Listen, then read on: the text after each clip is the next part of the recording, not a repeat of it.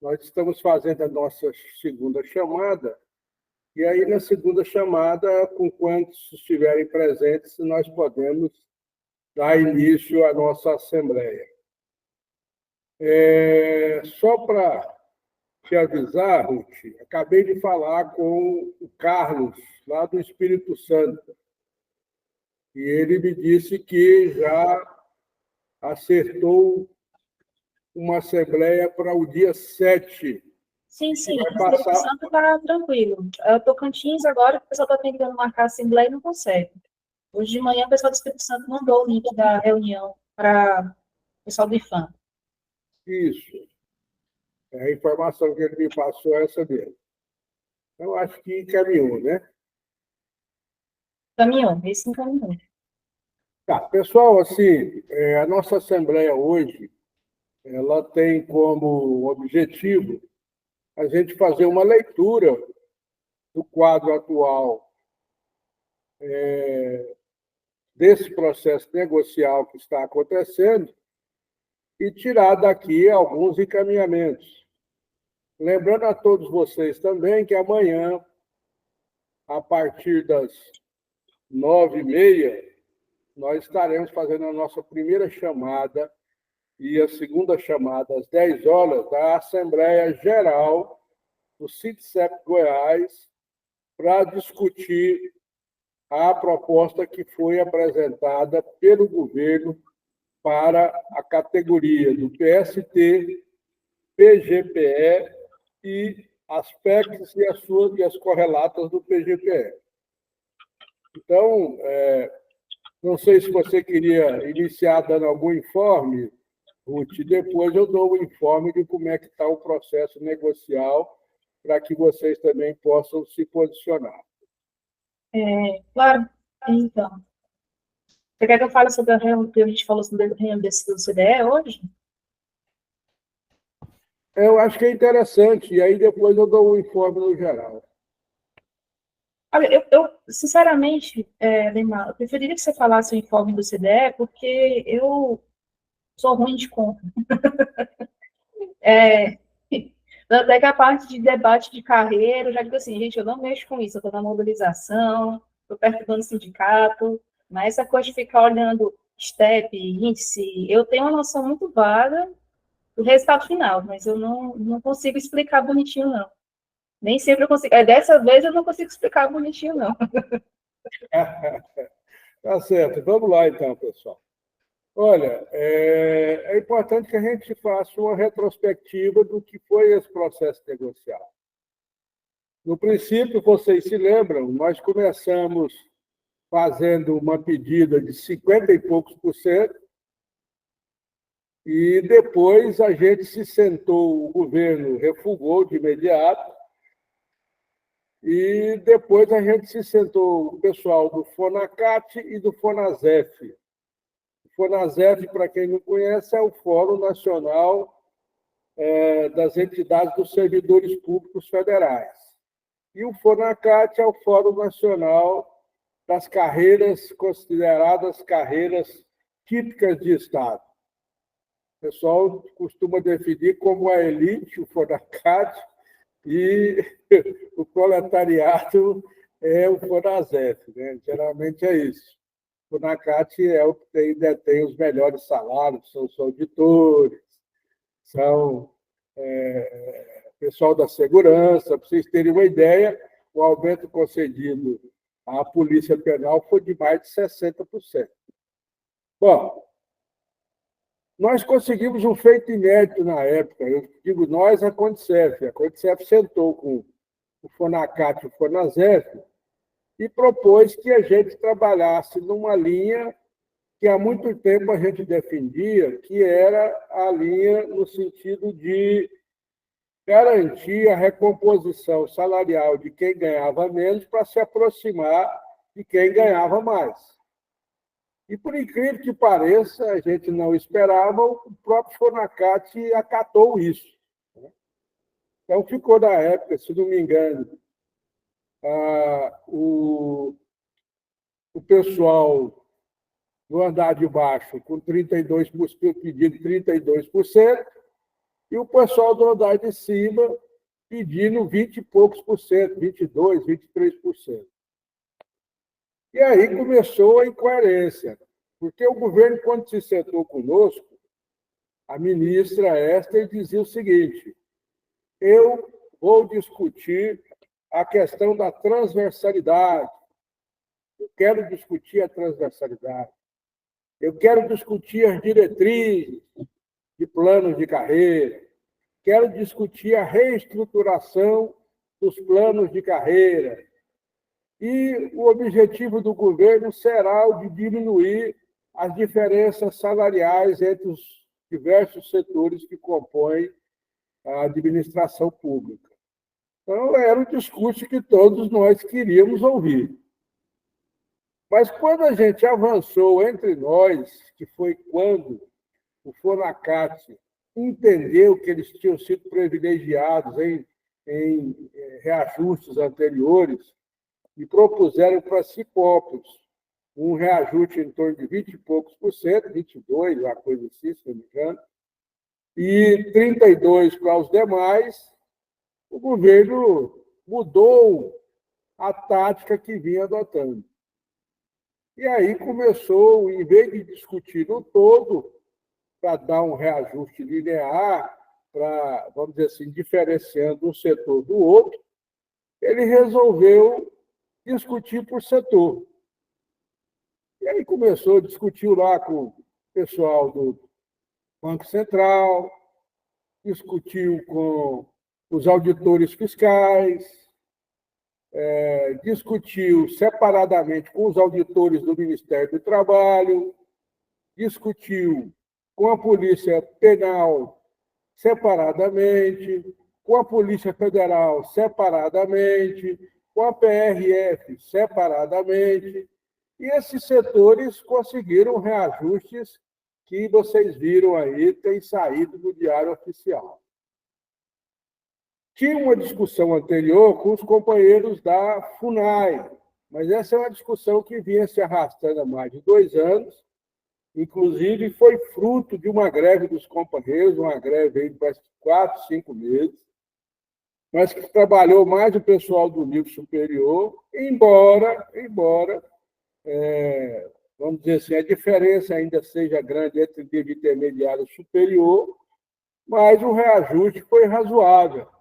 Foi razoável para o nível intermediário, auxiliar e superior.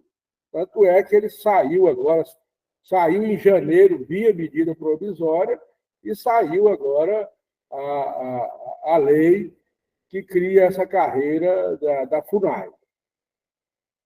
E aí nós temos pendentes o pessoal do PGPE, o pessoal do PST, PGPE, Plano Geral de Cargos do Poder Executivo, e as suas correlatas. PECs, os Planos Especiais de Cargos, ou Cargos Especiais. E o PST, que é a Previdência, Saúde e Trabalho. Bom, então o governo, infelizmente, manteve a política do quem está em cima sobe e quem está embaixo desce. Né? Foi isso que acabou acontecendo. De qualquer forma, houve alguns avanços. Né? Nós vamos considerar aqui que houve alguns avanços. Mas essa é uma visão que nós vamos discutir aqui. Por que a gente fala que houve alguns avanços? O governo, quando começou a discutir conosco, quando assumiu, ele disse que se comprometia, durante o período dele, não dar reajustes menores do que a inflação. Então, hoje, o Max demonstrou para a gente que isso efetivamente foi feito. Ele pegou a inflação de 2023, deu 4, não sei o quê, 4,62. 2024, 2025 e 2026, que deu um total aí, pelo que ele levantou, é aproximado, é lógico que 2025 não aconteceu ainda, 24 está no meio e 26 ainda vai acontecer, mas são projeções do do próprio sistema, e as projeções apontam que, nesses 4 anos de governo do presidente Lula, a inflação vai ficar em torno de 16, chegando perto dos 17. E nessa linha de pensamento, o que a gente conseguiu agora dá um pouco mais.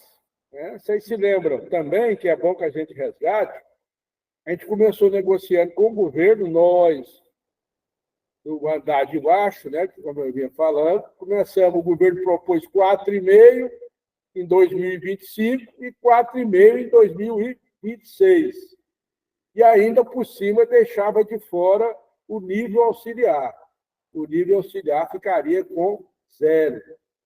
E daria aquele reajuste, como já deu, aquele reajuste no per capita, o reajuste do auxílio creche e o reajuste no auxílio alimentação. Isso aí ele já cumpriu, o pessoal já recebeu aí essa diferença.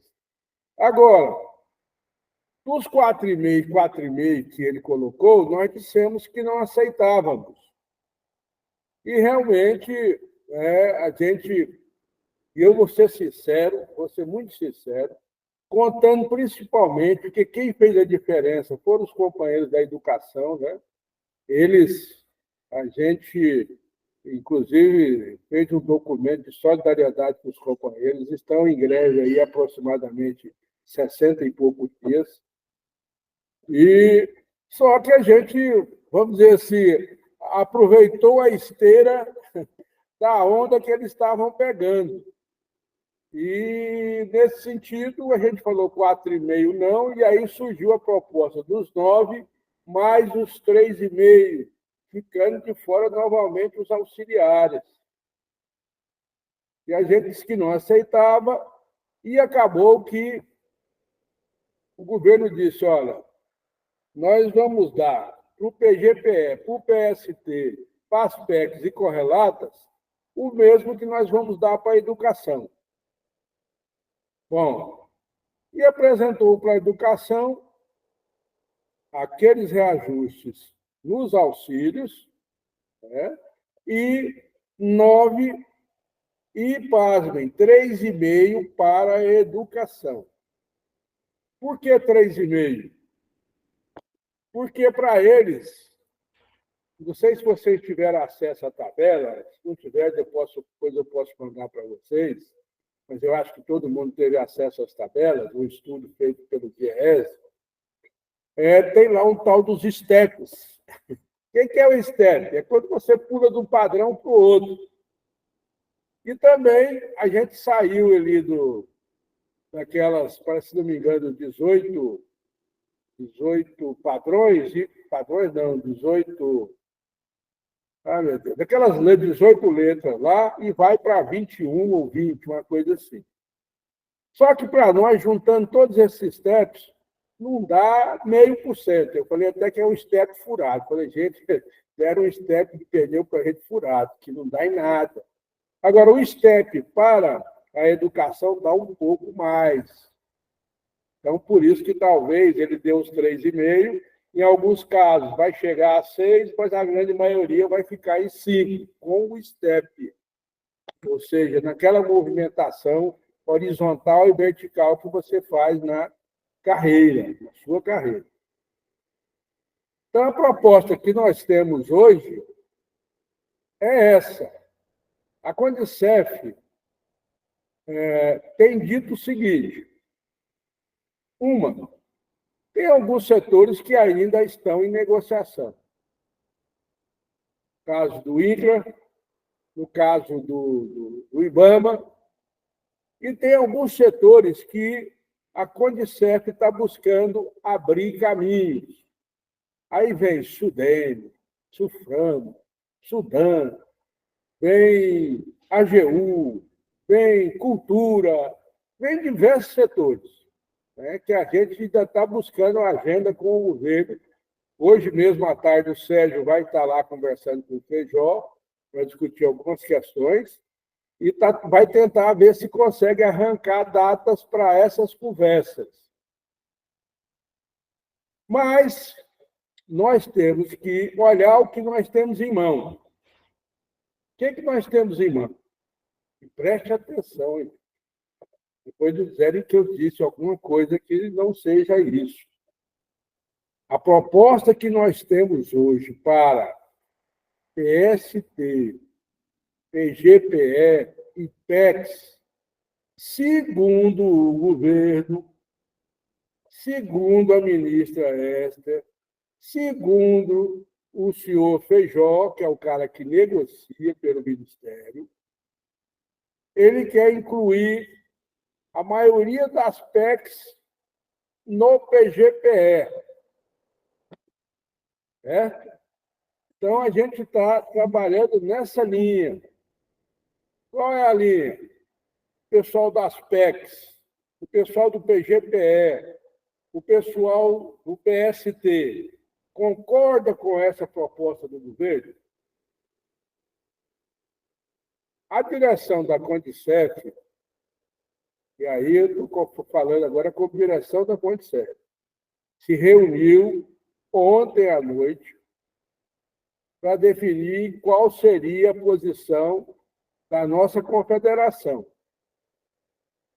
E hoje o Conselho de Entidades da Condicef, que é os representantes dos estados, dos sindicatos dentro da Condicef, acompanharam essa decisão da confederação. Qual é a decisão? Nós concordamos com essa proposta anunciada pelo governo dos 9,5. 9 em 2025, 5 em 2026. Porém,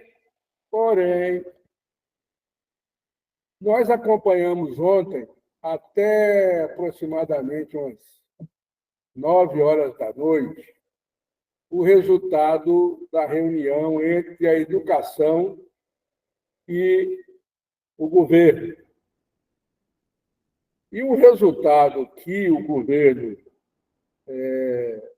trouxe para a mesa foi o seguinte: não vai mudar a posição dele. É os 9% e os 3,5%.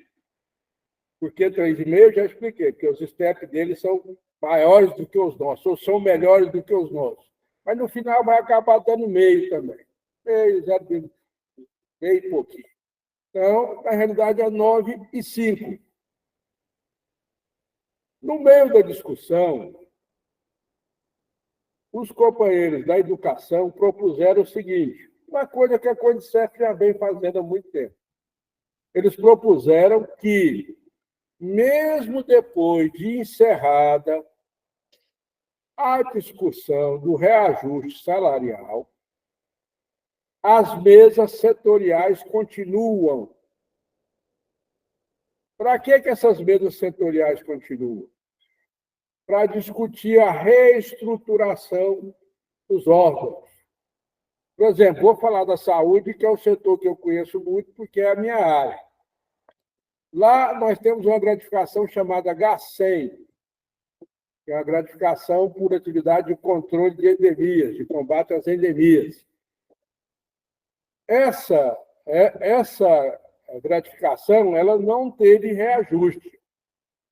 Por que ela não teve reajuste? Porque só é dado, na própria lei que criou a bendita H100, está dito que ela só terá reajuste quando o aumento for linear, ou seja, igual para todo mundo. Como não foi, o aumento foi diferenciado, a H100 não teve reajuste. O que nós estamos querendo? A mesa da saúde já se reuniu e já levantou. Na H100, o que nós queremos? Nós queremos que seja reajustado o valor dela com base no piso do qual ela foi criada. Lá atrás ela foi criada, ela adveio de uma coisa chamada indenização de campo. O pessoal ia trabalhar no campo e ganhava aquela indenização. Mas, quando se aposentava, não levava nada. Quando adoecia, não recebia ela. E aí a gente acabou transformando ela nessa H100, que é uma gratificação. Então, quando se aposenta, leva. mas ela vem sendo aí esquecida na hora de se fazer reajustes. Por quê? Se a indenização tivesse hoje com validade, ela valeria hoje R$ 3.000. Então, essa discussão permanece lá dentro, né? Nessa mesa que continua. Vai ver também lá se inclui mais cargos dentro da HCM. Então, assim, dei um exemplo que, por exemplo, vocês podem ter uma gratificação na mesma linha dentro da cultura. Se tiver, num processo negocial, ela pode ser discutida. Então, é essa a propensão. Eles pediram, só que aí eles pediram o seguinte, que quer continuar a mesa, né, para fazer essas adequações, e uma deputada que estava presente lançou uma proposição. Se tivesse partido do próprio governo, seria interessante. Mas, embora a deputada seja da área do governo, a proposta dela fica difícil de avançar na medida em que diz o seguinte: o governo criaria um PLN, ou seja, um projeto de lei nacional. O que é isso? É uma forma do governo chegar lá e dizer, olha, eu estou precisando aí de mais 5 bilhões para dar o reajuste aqui para o pessoal da educação. Então, esse PLN criaria essa verba para dar esse reajuste. Então, o que a Coindicef está fazendo? Ela, sabendo que isso pode ou não acontecer, ela vai colocar como cláusula qualquer outro dividendo que possa ser repassado para a educação será da mesma forma repassado para o PGPE, PST, essa coisa tudo. Então, se previne aí. E, ao mesmo tempo, queremos fazer um documento político dizendo da nossa contrariedade pela forma como o governo conduziu a negociação. Nos disse que iria corrigir as distorções e, ao final, foi aumentar essas distorções. Então, hoje, nós vamos fazer aqui essa discussão, qual é a posição do Ministério da Cultura em relação a isso. Vocês fecham com a posição que esses outros setores já vão levar a posição de fechar? Ou vocês têm algum adendo? Ou vocês são contrários? Como é que é? Vai sair de vocês a posição. É lógico que nós vamos tirar a posição de Goiás e a RUT tem feito um trabalho aí com os demais estados e, se não me engano, dia 12 vai ter uma plenária nacional da cultura, que é para aí definir efetivamente o que os estados definiram. Porque muitas vezes acontece igual aconteceu com a gente na EBSER. A gente tomou uma decisão, os outros estados tomaram outra decisão, ganharam por 2 ou 3 votos, e quem perdeu não concordou. Gente, é democracia, né? Aí, se ganhar por um, leva quem ganhou por um. Mas é isso. Então, eu vou abrir esse espaço aí, a gente marca o quê? Quantos minutos você acha que é necessário? 5 minutos? 3? Para cada um se posicionar? Acho que 5 tá bom. 5 minutos? Então, é para você discutir, para a gente discutir isso, pessoal. Qual é a nossa posição frente ao que está colocado? Frente à posição adotada em relação ao PST, PGPE, PECs e correlatos. Qual é a deliberação que o Ministério da Cultura vai levar? Tá? Porque isso aqui é aberto, tá? São vocês que vão dizer. Então, quem se inscrever, gente, levanta aquela mãozinha que está aí do lado aí e eu vou tentando acompanhar aqui. Tem uma mãozinha ali, clique em cima dela. A Ruth já levantou. Bom, por enquanto, a Ruth. Vamos lá, Ruth. 5 minutos. Gente, boa tarde. Já de cara, eu quero reforçar a importância da gente se posicionar individualmente nesse espaço, tá bom? Por quê? Porque essas decisões que são tomadas aqui, elas vão representar os nossos colegas do estado de Goiás, né? Dentro do cenário que a gente está agora, qual é a visão e interpretação que a gente tem no DEC, né? É de que a nossa mobilização ela tem que continuar. Existe esse cenário, sim, um cenário preocupante, de imposição do governo a acordar o que está sendo posto para reajuste de índice de tabela salarial. Não é carreira que se trata isso aqui, né? Tanto é que é um índice de tabela que desconsidera completamente a especificidade de qualquer categoria que esteja englobada nos PGPS, PECs, PSTs, enfim, de todos os correlatos. Então, essa negociação, ela é estrita a uma negociação de tabela salarial. Ela não vai dizer respeito às especificidades de cada categoria que está incluídas nelas. Por isso que a gente interpreta que a nossa mobilização ela continua, né? Nós do DEC, porque nós estamos fazendo a batalha pelo quê? Qual é o nosso foco de mobilização? É a reestruturação da carreira da cultura, né? Nós acreditamos também que ainda é uma mesa específica, não uma mesa setorial, porque na estrutura que eu tinha entendido, aí sou eu, tá, Ademar? A mesa setorial, ela não envolve custos ao erário. Então, ela seria mais condições de trabalho, porque a gente teve esse debate também na cultura. Ano passado, a gente discutiu a recriação de uma estrutura dentro do link, que era o GPCOD. Era um grupo permanente de estudo de condições de trabalho. Ele existiu em 2015, mais ou menos, mas não chegou a ser efetivamente utilizado como espaço de debate das condições de trabalho da cultura, né, Ministério vinculados. Tanto é que a gente fez esse debate, né, com a cultura, a gente chegou a publicar uma portaria de recriação do GPCOD, e o próprio MGI falou que as questões de condições de trabalho serão tratadas dentro do Ministério de Gestão e Inovação, a partir das mesas setoriais. Nós também não temos a mesa setorial aberta.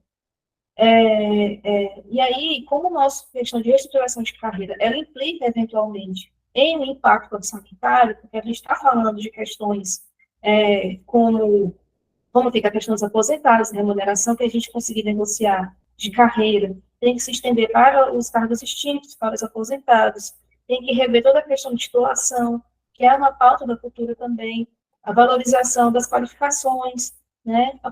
E o próprio quadro de tabela de salarial que a gente tem hoje em dia, né?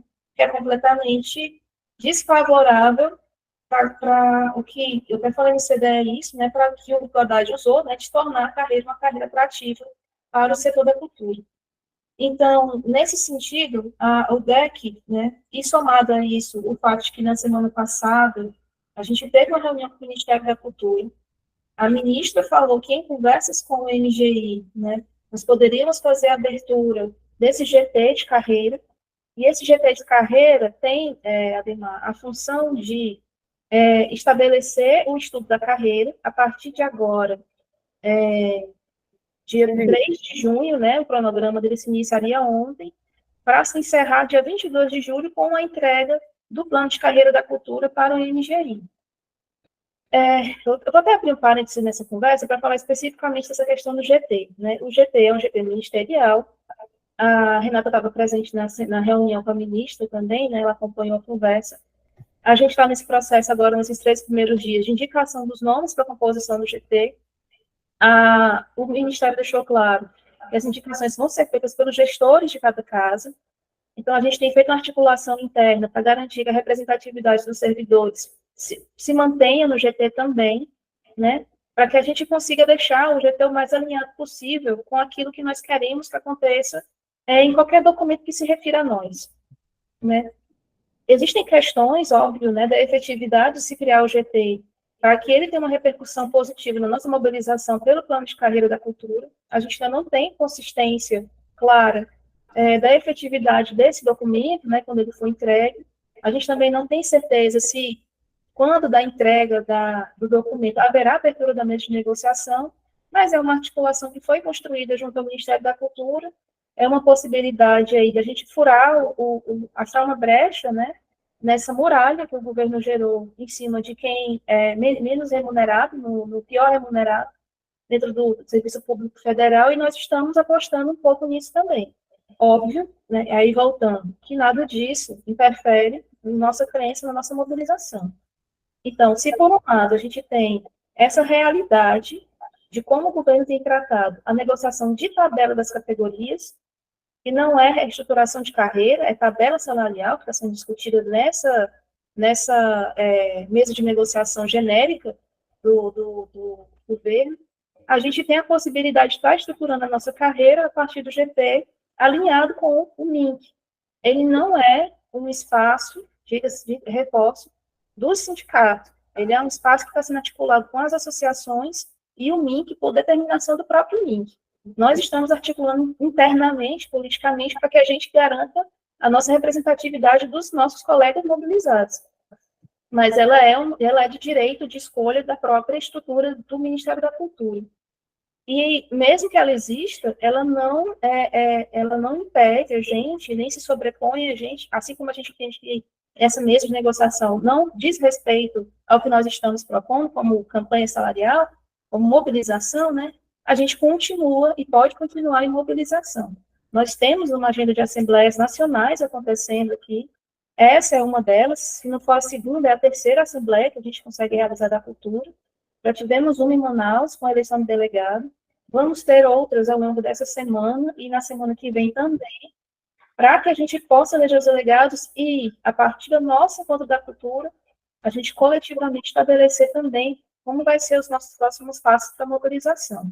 É, como sempre foi, uma situação crítica. Eu não considero que a gente tenha um espaço favorável com relação ao MGI, apesar de nós termos, sim, uma situação histórica favorável dentro do próprio MINC, né? E sempre eu reforço, isso não é só sobre, apesar de ser muito sobre, obviamente, o trabalhador, mas não é só sobre o trabalhador, isso é sobre a gente pensar na existência de uma política pública da cultura que só existe a partir do nosso trabalho enquanto servidores. Nós somos poucos e seremos menos se o governo não fizer nenhum esforço para considerar a categoria da cultura e a reestruturação da carreira como uma pauta importante para ele, né? É isso. 8 minutos, mas a mesa entendeu que era necessário você concluir. E agora está inscrita a Renata. Por favor, Renata. Bom, eu acho que, assim, a reunião com a ministra, minha interpretação é que ela foi uma resposta à mobilização que a gente já está fazendo, né? Então, eu acho que já é a demonstração de que está tendo efeito. Só que a gente tem que continuar essa mobilização, na minha percepção, para que essa demanda ande, né? Ela começou a ter uma abertura ali, a gente tem que fazer agora convencer o MGI da abertura da mesa, né? E articular também com a Câmara, e isso demanda mobilização.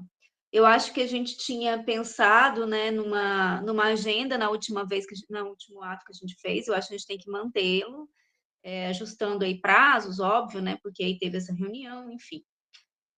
Mas eu entendo que a gente precisa ir para a plenária com a sugestão de fazer uma paralisação nacional, né, demonstrando essa articulação nacional da cultura entre os vários setores, né, as vinculadas, o MINC, então, os servidores das várias vinculadas do MINC, numa paralisação nacional, demonstrando que nós não estamos satisfeitos com essa junção do nosso setor, né, num grande carreirão que não nos atende, e forçando ali, mostrando a nossa manifestação para o MGI que ele precisa abrir a nossa mesa específica.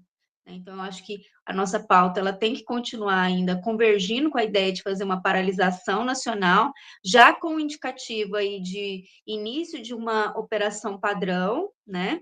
Isso faz um efeito, e caso até a data, que tem um cronograma, eu não vou lembrar assim, de cor do cronograma que foi passado pelo Ministério da Cultura, eu acho que o cronograma do Ministério da Cultura pode ser usado também como um mecanismo assim, se até aquela data, né, um prazo ali para o MGI não dá uma resposta de encaminhamento para abertura, vai ser um indicativo de greve. Então, assim, eu acho que a gente tem que montar isso paralelo a essas negociações com o Ministério da Cultura e mostrando que o nosso direcionamento agora está indo para o MGI, que é quem ainda não nos recebeu efetivamente para uma negociação, né? Então, bom, era só isso.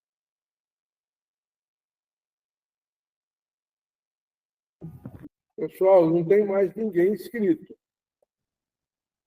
a menos que eu esteja equivocado. Se tiver, me corrijam.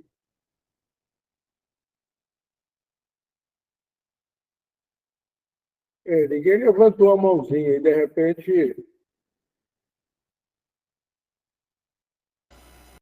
nós podemos ir para os encaminhamentos? Sim. Olha, o que eu ia propor é que a gente estabelecesse o calendário de ações da cultura no encontro da cultura, porque a gente consegue ter a aprovação do calendário nacional. Eu acho que é importante agora a gente ter o máximo de unificação a nível nacional possível para fazer a pressão ser efetiva. Isso fortalece os colegas que estão mais afastados em outros estados e isso fortalece a mobilização como um todo na visibilidade que ela pode ter. Então, mas, gente, eu vou reforçar. Vocês precisam se posicionar sobre o que vocês querem, sobre como vocês estão enxergando isso. Não dá para eu e a Renata ficarmos responsáveis sozinha pela opinião de vocês sobre o que está acontecendo. A gente tem, sim, um cenário em que, no máximo, que a gente pode conseguir nessa gestão Lula, são pelos cálculos do DIEESE, que eu vou disponibilizar para vocês assim que eu receber, de 24% ao longo da gestão Lula. E vai ser isso, né? E a gente tem a possibilidade de continuar a mobilização e tentar algo mais, consolide a nossa carreira como algo realmente atrativo, que realmente valorize os servidores da cultura. Mas a gente precisa que vocês se posicionem, e o momento é agora, para que a gente, dessa reunião, saia também, né, com a eleição de um delegado. Eu já sou delegada, eu já sou do DEC, e aí, sendo do DEC, a gente é automaticamente delegada do Encontro da Cultura. Eu acho que a gente pode eleger mais uma pessoa, porque eu sou delegada da cultura, mas não sou com Goiás, né? E eu acho que a gente pode sair daqui com uma pessoa, se o Ademar concordar, né, e apertar as outras questões a gente vê depois, se vai disponibilizar a ida, se a gente vai fazer híbrido mesmo, fica a critério do sindicato. Mas sair com um delegado daqui, para a gente ter a posição também de servidores. É óbvio, todos vão poder participar do Encontro da Cultura, dar a sua opinião lá também. Mas é bom a gente também ter daqui a opinião dos servidores de Goiás, sobre o que tem que ser feito a partir de agora. Né? As pessoas estão se posicionando aqui, Ruth, estão colocando à disposição de continuar a mobilização para ver se alcança uma mesa específica. É o que eles estão colocando aqui no chat. Agora, isso aí, gente, tem que ficar claro. Não é que eu seja aqui chato, mas eu tenho que bancar o advogado do diabo. Né? Então, eu tenho que perguntar para você. É assim,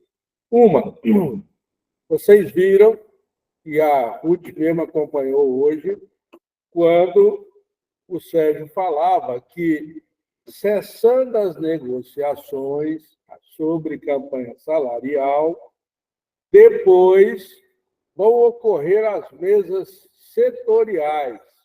E essas mesas setoriais vão discutir tudo isso que vocês estão falando aí, reestruturação, se tem alguma gratificação, se é isso, se não é aquilo.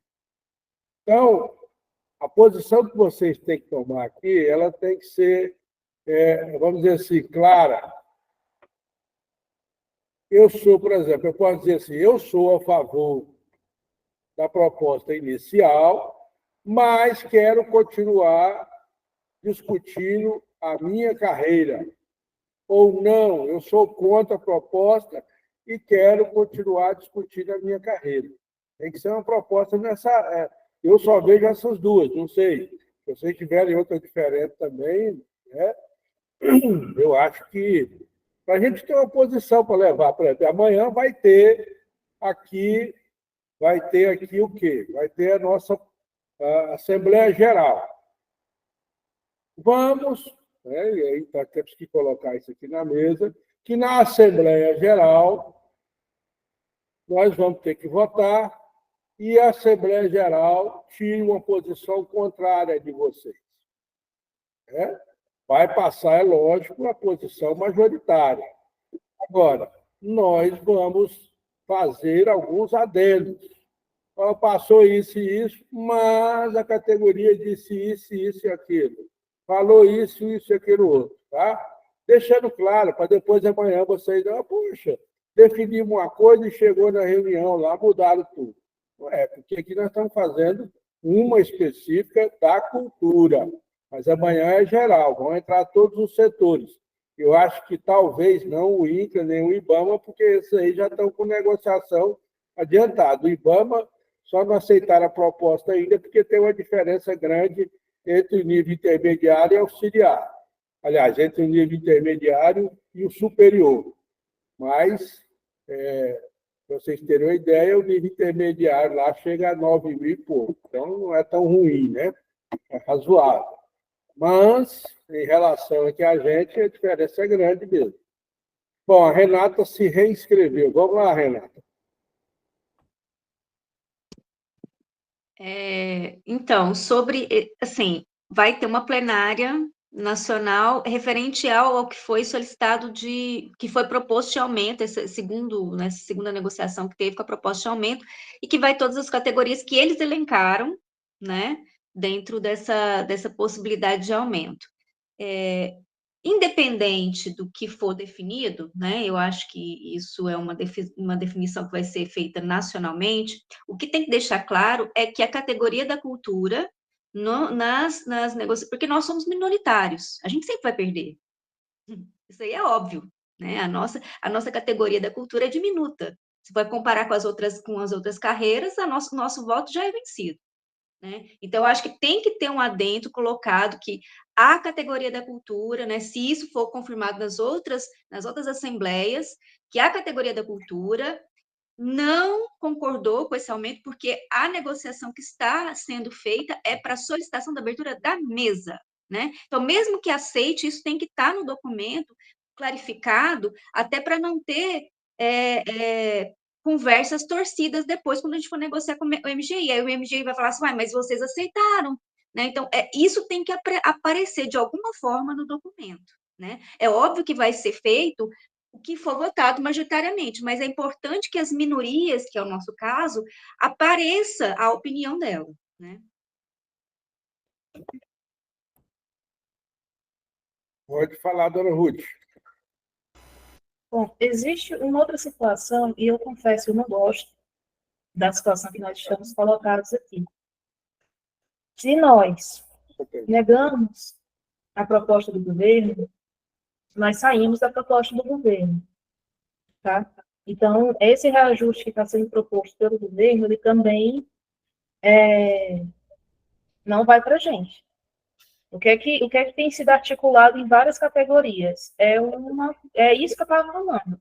A gente se mantém na proposta que o governo está dando, porque, de toda forma, é um reajuste aí a mais para a carreira, e, de toda forma, cada um sabe a sua realidade salarial. Gente, eu não estou querendo ser cagona, mas é porque a realidade é essa. Se a gente diz não para a proposta do governo, o PEC Cultura sai, e outros recebem. O que a gente está tentando articular é isso. Fazemos acordo da tabela, que não é carreira, e seguimos com a carreira, né? E nós queremos a mesa da carreira da cultura. E tem sido até o nosso discurso constante. A tabela ela não diz respeito a nós, porque o que a gente quer é a mesa da cultura. E da forma como eu estou interpretando, né, que é como também a estratégia de outras categorias tem adotado, é que são coisas diferentes. Carreira não é tabela, né? A tabela está sendo discutida agora. Então, como a nossa especificidade de demanda não está sendo cumprida, a gente continua pedindo ela. Não existe uma discussão de carreira da cultura. Então, a gente ainda não tem negociação sobre a carreira da cultura em vigor. Mesmo o que está acontecendo dentro do MINC, não tem repercussão legal junto ao MGI, porque o MINC não tem autoridade legal para negociar a carreira. Ele pode produzir o documento, com toda a liberdade que o Ministério tem. Mas esse documento, efetivamente, não está acertado de ser o documento referencial para a abertura da mesa ou mesmo espaço de negociação de carreira, porque não é dentro da engenharia que está rodando, é dentro do RINC. Então, assim, dentro da minha visão, eu não estou querendo convencer vocês, mas eu estou mostrando a realidade das coisas. O que eu estou entendendo aqui, quando o governo impôs o termo de compromisso, que a gente teve que assinar no dia 30 de abril, Ademar, né, ele obrigou, porque quem não assinou saiu daquela negociação. E saiu mesmo, não estava mais participando da negociação. Aconteceu, né? E quem permaneceu continuou seguindo com as suas negociações como elas estavam. Aconteceu exatamente isso. Nas mesas seguintes, os que não assinaram o termo de compromisso com o governo não participaram mais. Se nós, enquanto categoria, dizemos nós não estamos concordando e nós não queremos o reajuste salarial que o governo está impondo para a gente agora, a gente também vai ficar sem. Né? A gente pode até continuar discutindo a carreira lá para frente.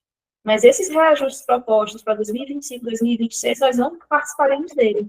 E aí é onde entra a seriedade da nossa coisa. A gente pode concordar? Pode. É o que a gente quer? Não. Porque o que a gente quer é a carreira. Então, enquanto não houver discussão da carreira, a categoria continua mobilizada. Vocês entendem? Parece que a gente está andando para trás e cedendo para o governo. E papel. Não vou dizer que não seja. Mas estratégias são estratégias. Às vezes a gente recua para poder avançar. Né? Eu não falo isso da forma mais confortável para mim mesma, inclusive, porque eu sou a pessoa que estaria em greve agora. Eu estaria em greve agora, se fosse o caso, né? Se a estratégia da gente fosse essa. E eu não me conformo com a forma como a gente tem sido tratado ao longo desses últimos 1 ano e meio. Tem sido muito injusto para a nossa categoria. Conosco, que fizemos tanto pela cultura, ao longo do governo Bolsonaro, que continuamos mobilizados. A gente pode não ter feito greve, a gente pode não ter feito outras articulações, mas a gente estava, sim, atuando em prol do que a gente acredita, politicamente articulados, enquanto durou a pandemia, enquanto durou tudo enquanto, né? Enfim, é uma estratégia que eu estou trazendo para vocês, né? Mas eu encerro aqui. Estou só na dúvida, não sei se a Renata tinha se inscrito novamente. Se ela não se inscreveu, é a Tatiane. Não, eu abaixei minha mão, é a Tati, eu acho que então tá. Vamos lá, Tati. Oi, gente, estão me ouvindo? Eu votei lá contra, mas agora com a fala da Ruth, eu acho que, sim, realmente, é porque eu não tinha entendido direito que a gente iria perder a possibilidade também de ganhar esse reajuste, né, que a gente sairia do bolo do reajuste deles. Então, eu acho que eu concordo, é melhor isso do que nada, mas a gente tem que realmente continuar com o processo para a gente não perder só, tipo assim, aceitamos isso e estamos felizes, né? Porque a gente não está feliz, nem com isso e nem vai ficar. Então, para mim, eu acho que realmente a gente tem que continuar na mobilização e pegar o que a gente tem, né? Melhor um pássaro na mão do que 2 voando, nesse caso. Pessoal, assim, pelo que eu entendi da fala da Ruth e agora da Tatiane, é mais ou menos na linha do que a Condicef está propondo. A Condicef está propondo que aceita a proposta, que a gente aceite a proposta, mas e aí cita lá, se não me engano, 11 setores. Dentre eles está a cultura. Continua o processo negocial. E aí a mobilização de cada um é que vai definir como é que vai se dar lá adiante, o que vai acontecer. Vai depender.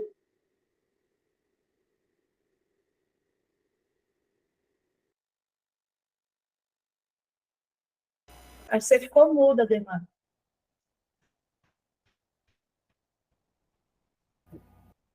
Então vai acontecer mais ou menos o que aconteceu com a FUNAI. A FUNAI já vinha discutindo anteriormente a todo mundo aí. Há 2 anos atrás, ela já levantava essa discussão de uma carreira específica deles.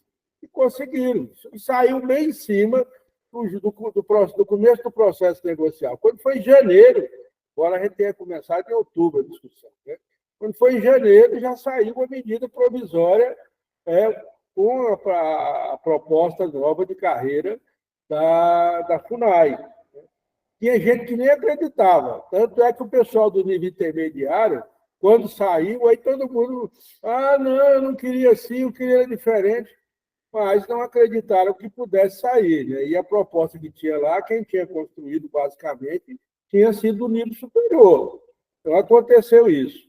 Então, na linha do que está se propondo aqui, o que eu depreendi, as pessoas que forem representar vocês amanhã, uma já é a Ruth e a outra nós vamos eleger aqui agora, no dia 12, aliás, amanhã, né? Amanhã, vão levantar essa posição.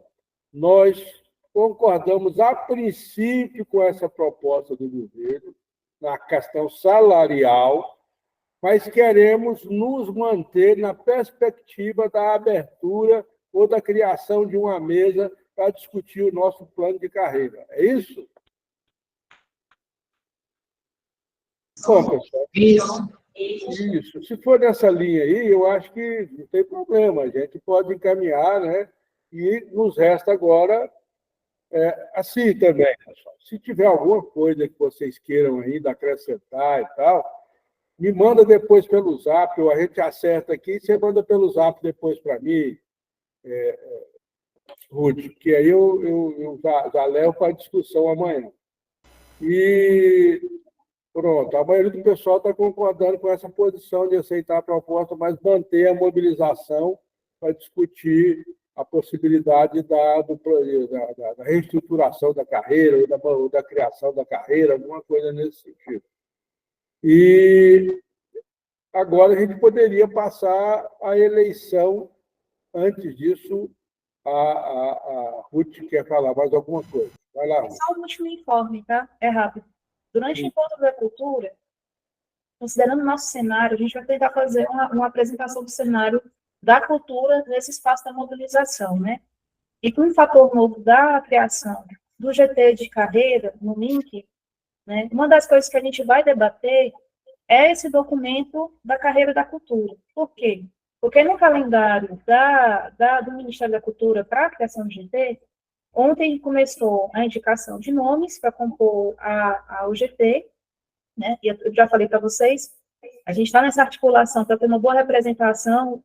O IFAM vai estar representado pela Diana, que foi uma das pessoas que já estudou a carreira do IFAM há uns 10 anos, mais ou menos, e estava no Seminário da Cultura também apresentando o plano de carreira que foi desenvolvido para o IFAM naquele período, né? Mas a gente vai ter o Marcos Brum, pelo IBRAM, a gente vai ter o Yuri Pina, pela Biblioteca Nacional, representando, e estamos vendo Palmares e Funache como é que vai ficar a situação deles para representarem no GT. E a ideia da gente como a gente vai ter o nosso encontro no dia 12, e no dia 20 vai ser a primeira reunião do GT de carreira, da gente também fazer um debate específico da carreira e sair com mais definições sobre o que é que nós queremos que esteja lá. Porque aí a gente fazendo esse debate no dia 12, no dia 20, os nossos colegas que estão mobilizados com a gente levam essas informações para o GT, mantendo o nosso alinhamento com o Ministério da Cultura, né? Para que a gente garanta também da nossa parte que ele tenha mais efetividade e siga alinhado com o que a gente quer. Então, a gente saindo com o delegado aqui, gente, não impede que vocês tenham participação ativa no Encontro da Cultura, tá? O ideal é que nós estejamos todos, e eu ia até propor, nós vamos fazer esse informe com as instituições, com as vinculadas, de que a gente realmente se dedique ao encontro. Vai ser um dia inteiro. Então, como a organização, que eu posso propor para a gente definir hoje é que os servidores da cultura participem do encontro, né? A estrutura de delegados ela é importante para a gente ter o respaldo da ação comandada, mas a gente quer trabalhar no sentido do consenso, mais do que na decisão individual de uma dezena de pessoas, certo? E aí é importante que vocês também estejam lá presentes de forma híbrida, né? Porque a gente está pensando que vai ser a realidade da maioria, mas que estejam presentes e debatendo com a gente tanto a questão da nossa mobilização, quanto as definições da nossa carreira. quais são as coisas que a gente vai apontar para o Ministério da Cultura no dia 20. Né? Esses dois são dois pontos mais importantes. E é isso, né? Eu acho que a gente pode encaminhar, assim, agora para a eleição da pessoa delegada, né? A gente está com indicação da Renata ser a pessoa delegada. Eu já sou delegada pelo DEC, então eu já vou participar automaticamente como delegada pelo DEC, mas é importante que a gente tenha mais uma pessoa também. Eu digo que é importante porque a gente já está com uma relação de bom alinhamento com o Sindicato Goiás. A gente tem conversado bastante, tem me auxiliado em várias questões, mas a representatividade disso, da documentação disso, do lastro que isso traz para a nossa mobilização é importante também, tá? Porque a gente vai levar para o encontro com a sinalização de que nós estamos unificados e os estados estão representados. Nós fizemos o debate local, feitão e nacional. E que as decisões que forem tomadas vão ser tomadas com a consciência coletiva do que nós queremos para nós mesmos, tá bom? Aí, Ademar, por favor, se eu estiver quebrando o protocolo aqui. Não, tá boa a discussão. Peraí, pessoal, só me ajuda aqui. São 11 pessoas que estão participando. Eu consegui anotar aqui a Ruth, a Débora, a Tatiane, a Flávia, a Renata, o Sérgio, a Bia, e está faltando 2 pessoas. Aqui nesse grupo tem 3 pessoas. Tem o Paulo. E está faltando um. Quem é o outro? Paulo. Eu tirei o print da lista e vou te mandar aqui pelo WhatsApp. Tá. Beleza, faz esse favor para mim. Pronto. Então resolve o problema. E aí, quem se candidata a delegado ou delegada? Quem se candidata a delegado? A Bia está querendo se candidatar, Bia? Não? Tem que ser quem é filiado, né? No caso, na Renata superintendência. Galvão. Pessoal, Acho que Renata. tem eu. Não, calma. Tem o Sérgio também, que é filiado. E tem a Margarete. Eu não sei se a Margarete não está participando. O Sérgio não é filiado, então. Então só sou eu mesmo. É verdade, é das Mink, né, Sérgio? Então, tem que ser eu, né? Renata. Alguém contrário ao nome da Renata? Não aprovado, hein, gente? Aprovado por unanimidade, Renata. Meu Deus. Renata Galvão. Linda.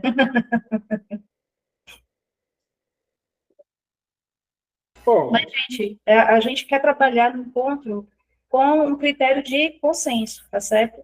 É importante que a gente tenha representatividade, que a gente tire os delegados, que a gente cumpra o estatuto da CONSEF, mas a gente quer trabalhar no encontro com o consenso da categoria. Quem estiver presente, vai ter, sim, a sua voz levada em consideração nas decisões que a gente tirar em encontro coletivo, tá bom? Tem que ser coletivamente, não dá para ser separadamente, porque aí é coisa difícil de avançar, viu, gente? Mas aí, se também não tiver alguém que puxe igual vocês estão puxando, o coletivo também fica difícil de acontecer. O importante é isso, que vocês iniciaram a discussão e que isso vai avançar para o coletivo, né? E aí, a partir daí, é que as coisas vão começar a acontecer. Bom, mais alguma situação que vocês queiram estar discutindo? Alguém quer dar mais algum depoimento?